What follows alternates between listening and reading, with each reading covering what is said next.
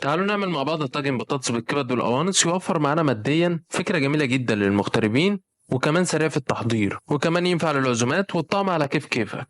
في الأول هنسمي الله ونصلي على رسولنا المصطفى. هقشر البطاطس وكذلك الكوسة وكمان الجزر واغسلهم كويس جدا. بعدين هبدأ في تقطيعهم شرايح متوسطة الحجم. هبدأ بالبطاطس، بعدين الكوسة،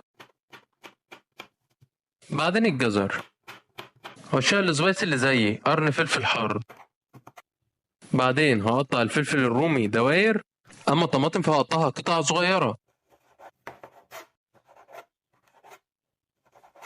وبالنسبة للبصل فهقطعه شرايح زي باقي الخضار. بعدين هضيف كمية من البسلة، وهضيف كمان الكبد والقوانص، وابدأ اتبل ربع كوباية من عصير الطماطم، معلقة كبيرة زيت، توت صويا صوص، 2 ورقة غار او لورا، معلقة صغيرة ملح، نص معلقة صغيرة فلفل اسود، نص معلقة صغيرة كزبرة، نص معلقة صغيرة توم بودرة، ومعلقة كبيرة من الخل، نص معلقة صغيرة من السبع بهارات، واقلب المكونات كلها مع بعضها. احضر طواجن الفخار واديها دهنة زيت، وانزل بالعظمة دي في الطواجن، وادخلها الفرن المسخن مسبقا على درجة حرارة 180 في الرف الوسطاني لمدة نص ساعة. هشغل فيها الشواية اخر 5 دقايق علشان تاخد وش. هنقلبها في الاطباق، وبألف هنا وشفا. طاجن بطاطس بالكبد والقوانص من وحي الخيال، وحاجة على كيف كيفك. وبس كده. في النهاية لو شايف اننا نستحق الدعم، صلي على النبي واضغط لايك وفولو، ولو ما نستحقش صلي على النبي بس. القناة لسه في بدايتها، بدعمكم ان شاء الله نوصل. والسلام عليكم.